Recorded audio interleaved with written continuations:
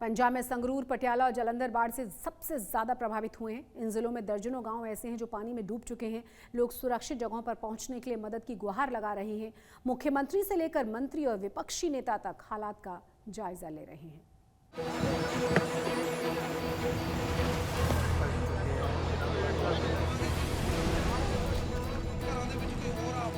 पहाड़ों से आया पानी मानो पंजाब में थम सा गया है। 3 से 4 दिन बीत जाने के बाद भी खेत खलियान, मकान और सड़कों से पानी कम होने का नाम नहीं ले रहा है। तस्वीरें संगरूर की है, जहां पानी के बीच फंसे लोगों को निकालने के लिए लगातार रेस्क्यू ऑपरेशन चलाया जा रहा है। घर में जमा राशन खत्म हो चुका है और अब बाढ़ के बीच फंसे लोग पेट भरने के लिए मदद की गुहार लगा रहे हैं। इस समय हम एक नाव में हैं जो खेतों में डेरे बने हुए हैं, लोगों के घर बने हुए हैं, उनके पास राहत सामग्री पहुंचाई जा रही है। एनडीआरएफ की टीमें लगातार तैनात हैं। आप देख सकते हैं पहले इनमें खाने पीने का सामान है, पैकेट हैं और दवाई हैं, जो भी ज़रूरत उनको वहाँ पर महसूस होती है लोगों, क्योंकि लोग पिछले 48 घंटे से जहाँ पर फंसे हुए हैं, ये लोग अपने घरों में फंसे हुए हैं। इनके पास जाने के लिए, क्योंकि ये लोग अपने घरों से बाहर निकलने की कोशिश कर रहे हैं। आप देख सकते हैं इनको अभी बाहर निकाला जाएगा, इन लोगों को बाहर निकाला गया। भाई साहब की नाम है ਤੁਹਾਡਾ ਜੀ? ਰਿਸ਼ਪਾਲ ਸਿੰਘ ਜੀ। ਰਿਸ਼ਪਾਲ ਜੀ, ਘਰ ਦੇ ਵਿੱਚ ਕਿੰਨੇ ਲੋਕ ਸੀ, ਕੀ ਦਿੱਕਤ ਹੈ? ਦਿੱਕਤ ਜੀ ਘਰ ਦੇ ਭੁੱਖੇ ਮਰੇ ਪਏ, ਪਾਣੀ ਧਾਣੀ ਕੁਝ ਨਹੀਂ ਸਾਡੇ ਕੋਲ ਹੈਗਾ ਜੀ। ਹਾਂਜੀ। ਕੌਣ ਲੋਕ ਸੀ ਤੁਸੀਂ ਅੰਦਰ? ਪਹਿਲਾਂ ਕਿੰਨੇ ਬੰਦੇ ਸੀ? ਅਸੀਂ ਘੱਟੋ ਘੱਟ 12-14 ਬੰਦੇ ਹਾਂ ਜੀ। ਬਾਕੀ ਬੰਦੇ ਕਦੋਂ ਨਿਕਲੇ? ਬੱਤੇ ਉਹ ਟਾਈਮ ਨਾਲ ਕੱਢਤੇ ਸੀ ਜੀ ਪਾਣੀ ਤੋਂ ਪਹਿਲਾਂ ਜੀ। संगरूर में घग्गर नदी का पानी कम होने का नाम नहीं ले रहा है, जिसके चलते हर घंटे हालात खराब हो रहे हैं। वहीं पंजाब को हरियाणा और दिल्ली से जोड़ने वाला NH 52 भी पिछले 48 घंटे से बंद है। संगरूर के मूनक खनौरी में बाढ़ से करीब 2 दर्जन से ज्यादा गांव प्रभावित है।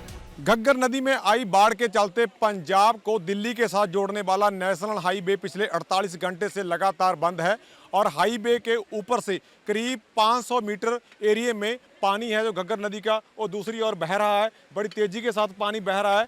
इसके आगे जाकर करीब 2 दर्जन गांव इस पानी की चपेट में आ चुके हैं, उनका संपर्क एक दूसरे से कट चुका है। आप देख सकते हैं कि ये नेशनल हाईवे 52 है जो लुधियाना से आगे हरियाणा से होता हुआ दिल्ली को जाता है, जो मेन हाईवे है, ये पिछले 48 घंटे से बंद है। और इससे आगे देख सकते हैं आप एक सब्जी का भरा हुआ ट्रक है जो पिछले 48 घंटे से ही वहाँ पर फंसा हुआ है, और 2 ट्रक इस पानी के चलते हादसाग्रस्त हो चुके हैं, वो नीचे गिर चुके हैं। और दूसरी तरफ अगर बात की जाए तो ये किसानों के घर हैं, डेरों में जो लोग रहते हैं, इनको कई लोगों को तो बाहर निकाल लिया गया, लेकिन उनके मवेशी अंदर हैं, इसलिए हर घर में 2 लोग मौजूद हैं। फिलहाल एनडीआरएफ की टीमें जहां पर लगी हुई हैं, लेकिन सबसे बड़ी समस्या ये है कि घग्गर नदी का पानी लगातार, जलस्तर लगातार बढ़ रहा है।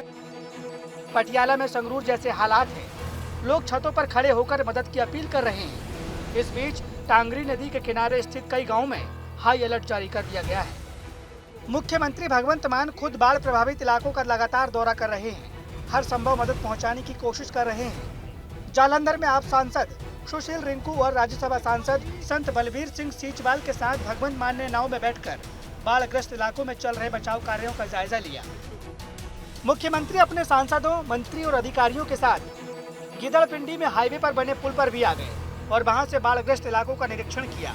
इस दौरान संत बलबीर सिंह सीचेवाल ने सीएम को रेलवे का वह पुल भी दिखाया, जिसके नीचे की गाद मिट्टी मंडाला में धुसी बांध के टूटने के कारण बनी।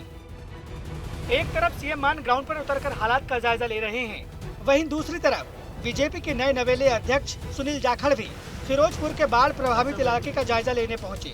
इस दौरान जाखड़ ने मान सरकार पर केंद्र से मिलने वाली मदद का सही इस्तेमाल नहीं करने का आरोप भी लगाया।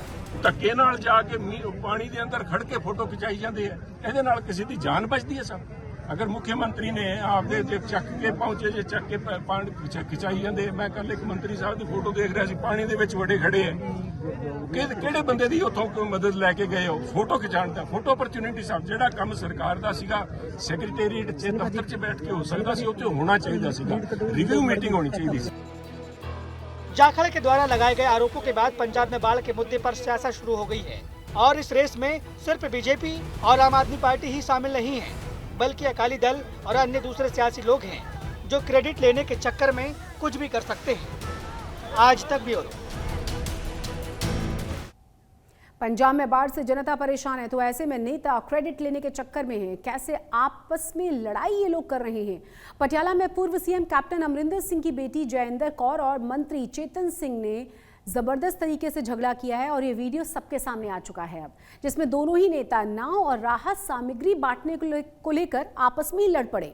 जयेंद्र कौर का कहना यह था कि जब वो राहत सामग्री बांटने के लिए प्रशासन के पास पहुंची और नाव की उन्होंने मांग की तो उन्हें उपलब्ध नहीं कराई गई नाव, और जब मंत्री जी खुद पहुंचे तो वो तुरंत उन्हें नाव दे दी गई और इसीलिए इतना ज्यादा हंगामा हुआ है। जयेंद्र कौर इस नाजुक समय में राजनीति कर रही हैं, ऐसा आरोप लगाया गया है मंत्री जी की तरफ से। दोनों के बीच जो तीखी बहस हुई है उसका वीडियो आप भी देखिए जरा।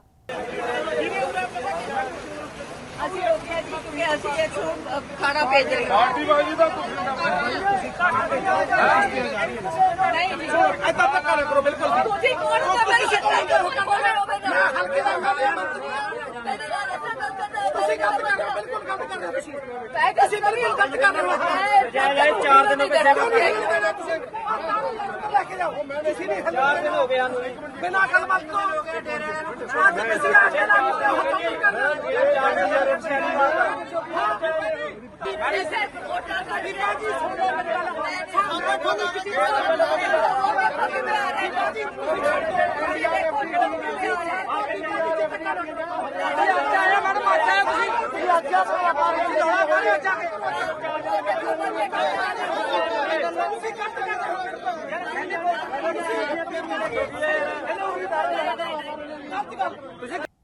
बारिश की वजह से ज्यादातर शहर पानी पानी है, जगह जगह पानी भरना शुरू हो चुका है, मगर चंडीगढ़ काफी हद तक इन तमाम समस्याओं से बचा हुआ है। देश के बाकी के शहर भी चंडीगढ़ से कैसे अर्बन प्लानिंग सीख सकते हैं, जरा इसके लिए इस रिपोर्ट को देखिए।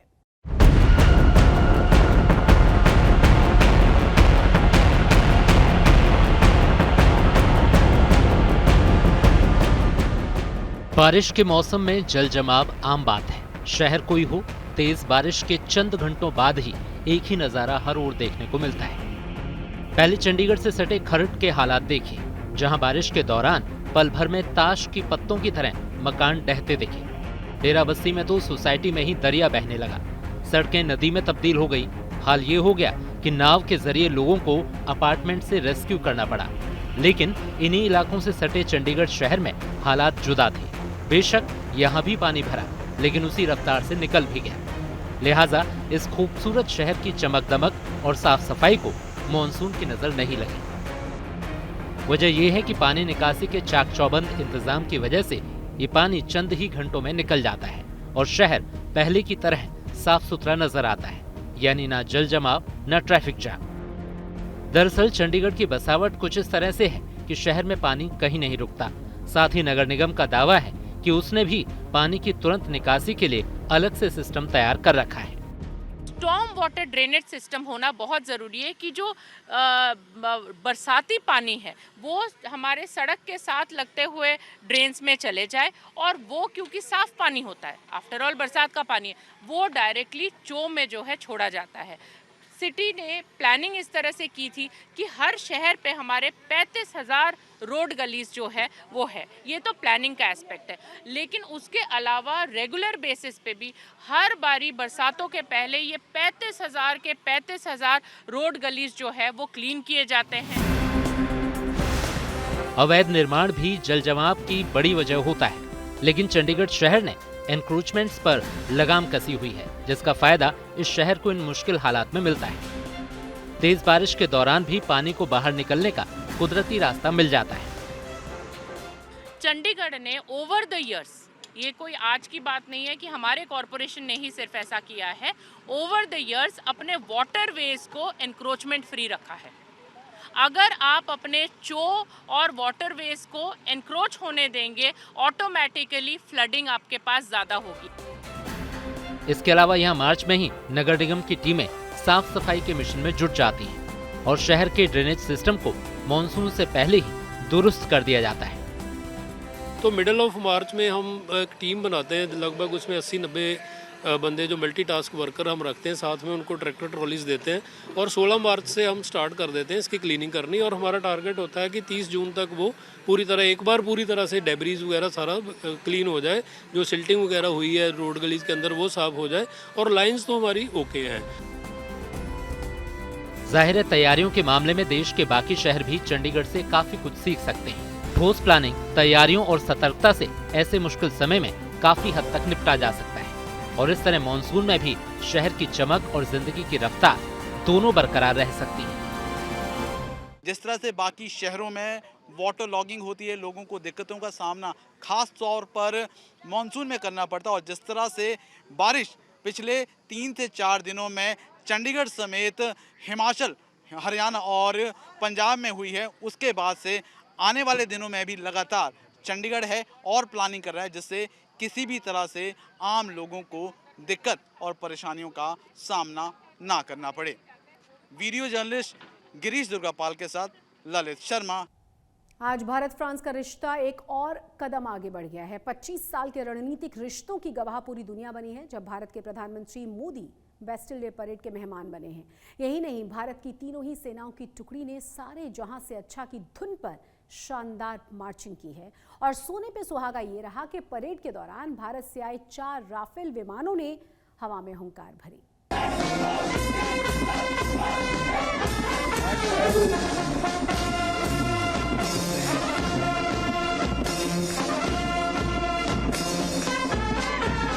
बेस्टिल डे यानी फ्रांस की आन बान और शान का दिन, और इस बार इस आन बान और शान में भारत की तीनों सेनाओं के मार्चिंग दल ने 4 चांद लगा दिए।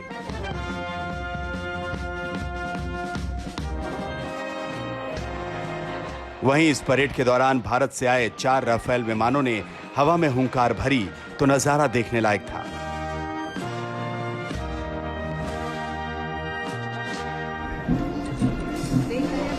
सेना की टुकड़ी का मार्चिंग की बात करें तो थल सेना के पंजाब रेजिमेंट के जवानों ने कैप्टन अमन जगताप के नेतृत्व में पेरिस की सड़कों पर अपनी शानदार मार्चिंग की धमक जमाई। वहीं भारतीय नौसेना की कमान हुरत बघेल और वायुसेना के दल को squadron leader Singhu Reddy lead कर रही थी।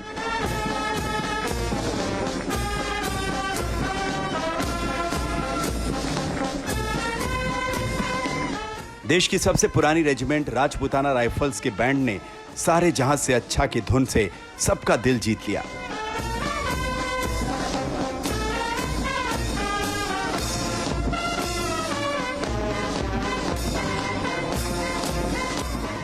आज फ्रांस के राष्ट्रीय दिवस पर भारतीय दल के साथ फ्रांस के 6000 सैन्य कर्मियों ने पेरिस में अपने शौर्य का प्रदर्शन किया।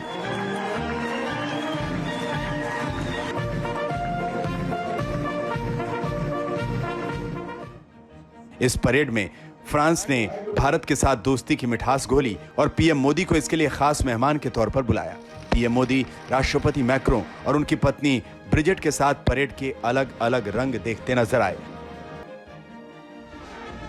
अमूमन हर साल किसी विदेशी नेता को इस परेड में मेहमान के तौर पर बुलाने की यहां वैसी परंपरा नहीं जैसी हमारे गणतंत्र दिवस में है।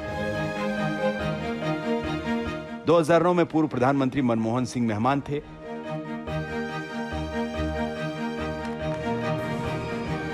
आखिरी बार 2017 में अमेरिका के पूर्व राष्ट्रपति डोनाल्ड ट्रंप को बुलाया गया था। इस बार जब भारत फ्रांस की रणनीतिक दोस्ती के 25 साल पूरे हुए हैं, तब फ्रांस ने भारत के प्रधानमंत्री नरेंद्र मोदी को खास मेहमान बनाया है। 1998 में परमाणु परीक्षण के बाद जब अमेरिका समेत पश्चिमी देशों ने भारत से मुंह मोड़ लिया था, तब फ्रांस ने आगे बढ़कर भारत की मदद की थी। भारत के परमाणु कार्यक्रम को उसकी जरूरत बताते हुए उसे आगे बढ़ाने में सहायता की थी। अब दोनों देश साथ मिलकर रणनीति और अर्थनीति की दिशा में कदम बढ़ा रहे हैं। पेरिस से गौरव सावंत के साथ आज तक ब्यूरो।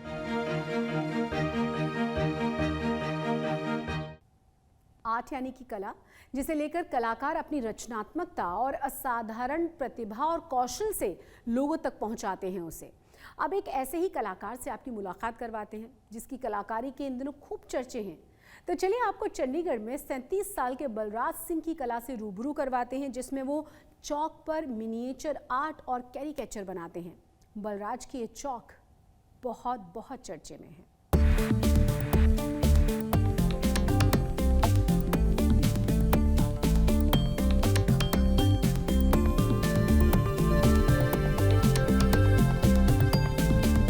चौक पर भगवान, चौक पर कोरोना वॉरियर्स, चौक ही पर टीचर्स डे, तो चौक पर ही ब्लड डोनर डे। यही नहीं, चौक पर नेता भी, अभिनेता भी। चौक पर जीवन उतार देने का ये सूक्ष्म हुनर, ये अनूठा कौशल तल्लीनता से दिखाते नजर आ रहे ये आर्टिस्ट हैं चंडीगढ़ के बलराज सिंह। बलराज चौक आर्ट में माहिर हैं। वो ब्लैक बोर्ड पर लिखने के काम आने वाली चौक पर मिनिएचर आर्ट और कैरिकेचर बनाते हैं। पेशे से फिजिकल एजुकेशन के टीचर की इस रचनात्मक और कल्पनाशीलता को देखकर हर कोई मंत्रमुग्ध हो जाता है। बलराज बताते हैं कि चौक पर आर्ट बनाने का ये आइडिया उन्हें 10 साल पहले फ्री टाइम के दौरान आया, जब उन्होंने पेन से चौक पर आर्ट गढ़ने की कोशिश की। इस पहली कोशिश को जब सराहना मिली तो चौक आर्टिस्ट उनकी नई पहचान ही बन गई। मैंने फेसेस के बाद पूरी बॉडी बनानी स्टार्ट कर दी, फिर अलग अलग मेल फीमेल जैसे भी कल्चर वाइज मैंने एक उसको दिखाना स्टार्ट कर दिया। फिर फेमस पर्सनैलिटीज़ जो हमारे इंडिया की हैं उनके ऊपर काम किया।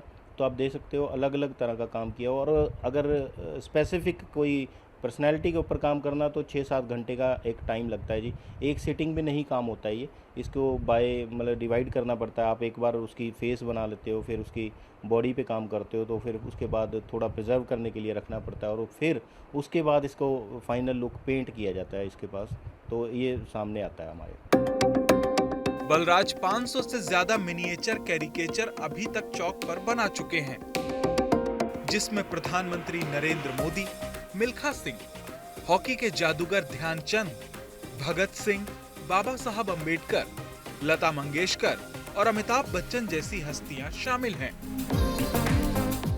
उन्होंने करीबन 2 मिलीमीटर का अब तक का सबसे छोटा कप प्लेट भी चौक पर बनाया है।